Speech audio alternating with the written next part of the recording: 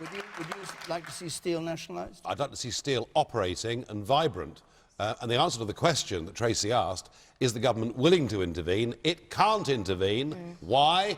Because its hands are tied. Yep. Yes, of course, commodity prices. I spent 20 years buying and selling metals, and you get oversupply in a market, and in a few years' time, the steel price will recover. That is the argument actually for intervening and for helping out in the short term. But, Alan, please, don't tell us we can help Tata Steel just a few miles from here with their business rates. North Lincolnshire County Council tried to do that, and their boss admitted today they are not allowed to relieve the £15 million a year business rates. No. She said it this afternoon. Perhaps you're behind. I don't know.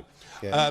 The Conservative leader of... They cannot provide any rate relief because of EU rules. Sajid Javid was asked the very same question, the Business Secretary. What could he do to help the steel industry through its short-term mess? He said because of EU state aid rules, absolutely nothing.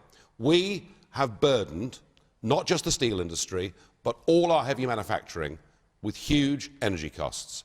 European policy on this has been deeply misguided, and we're seeing heavy industry closing all over Europe. But the Germans aren't stupid, and they do act in their own national interest. And what Merkel has started to do is a massive programme of building coal-fired power stations. Sorry, are you saying that Germany acts outside the rules of the EU, despite being the most powerful country in the EU? It's very interesting. The Eggborough power station in Yorkshire closed last year.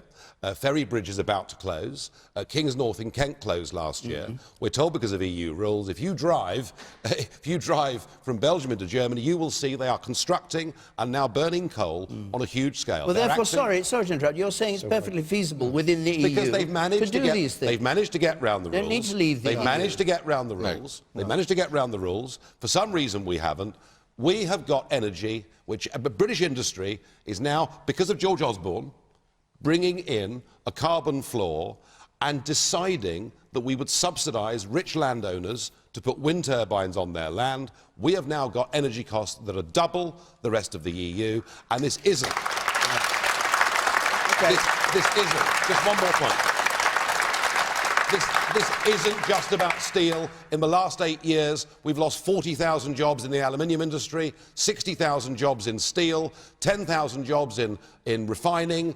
We've lost jobs in glass. We've lost jobs in cement. We're destroying British heavy industry. Do you think, Nigel, seriously, that if Britain was on its own, that there would not be dumping on our market from China and we would be less able to deal with it, not more able to deal with it? Leaving aside... If we were in control of our own trade policy and we had our own trade deal with China, if we thought China was behaving unfairly, we could put tariffs on their steel. As members of the European Union, we cannot do that. All right, I just want to bring... Can I come back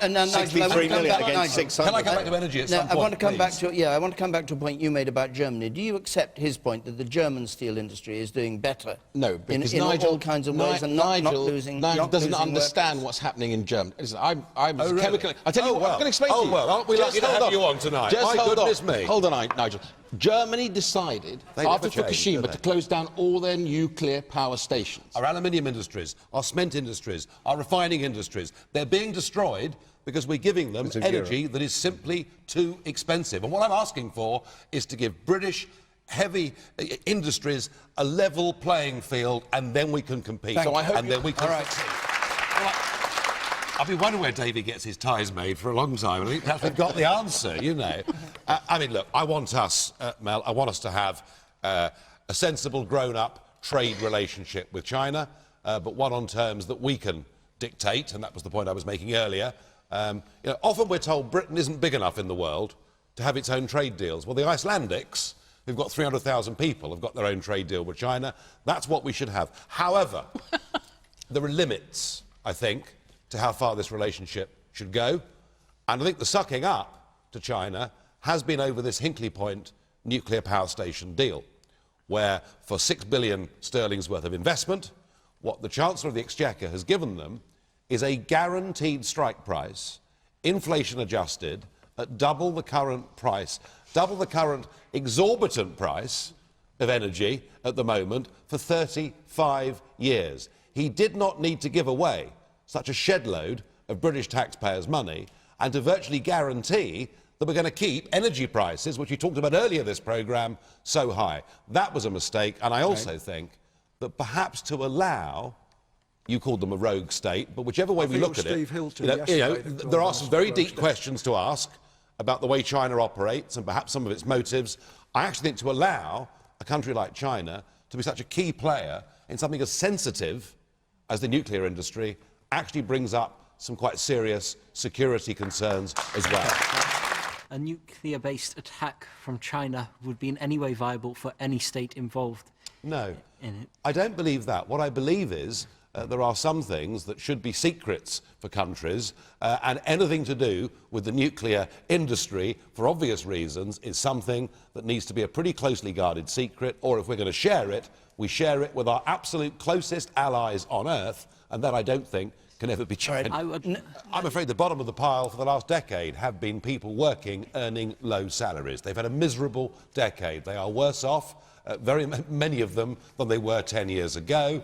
There are lots of reasons for that, chiefly massive oversupply of labour, driving, the price of wages down. And I think that for nearly 3 million of them, in the middle of next year, to get a further kick in the teeth of over £1,000 a year, frankly, it's pretty heartless, so there isn't much compassionate conservatism in that. I think that any changes that happen to tax credits that are supposed to be counterbalanced by increases in the minimum wage, I think Frank Field has got a motion before Parliament in a few days' time to say that one should directly coincide with the other. That's the minimum. What I would actually like to see in the short term is people on lower wages earning a bit more money and feeling their standards of living not being depressed but rising. You might know about this now. I'm paying lots of sin taxes already. Whether my can of ginger beer that I like costs 65p or 75p makes no difference. Learning... Not to you, but it might to some people. But learning in the last year that it contains 12 teaspoons of sugar has shocked the life out of me, and I'm not buying it anymore. Education, not tax, is the answer. Okay. You didn't frankly have the balls to put country before party.